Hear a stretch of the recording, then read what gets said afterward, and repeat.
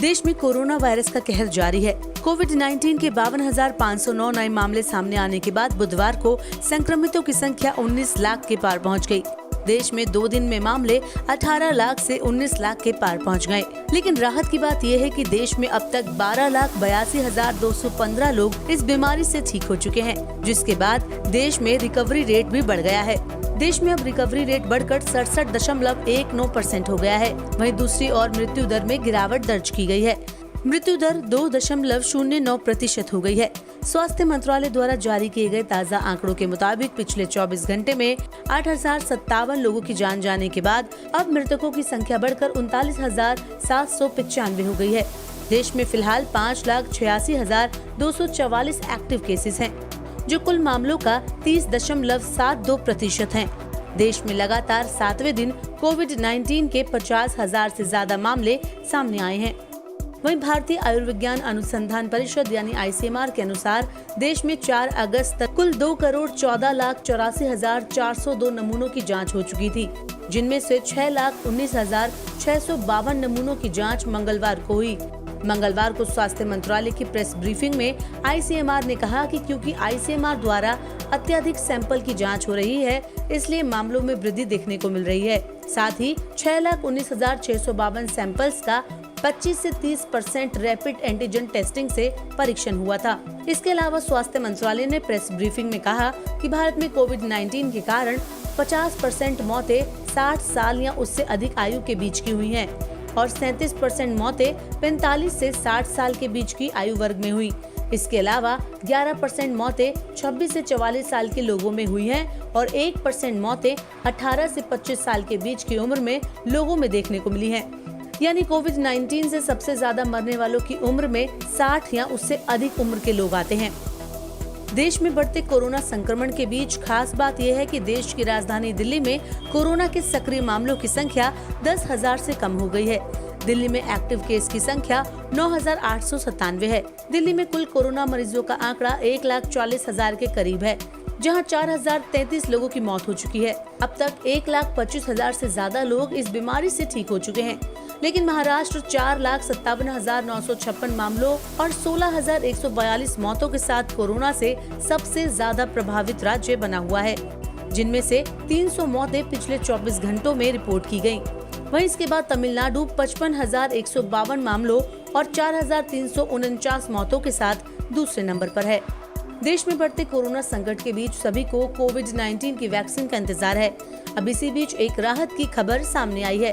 जेनारा pharma company को favipiravir tablet बनाने और उसे बेचने के लिए DCGI से मंजूरी मिल गई है।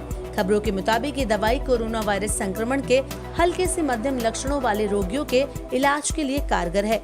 इसकी कीमत आने वाले दिनों में 49 रुपए तय की गई है। वहीं भारतीय दवा कंपनी जेडुस काडिला ने घोषणा की है कि उसने कोविड-19 वैक्सीन का मानव परीक्षण शुरू कर दिया है और वैक्सीन की दिशा में बहुत तेजी से आगे बढ़ रही है।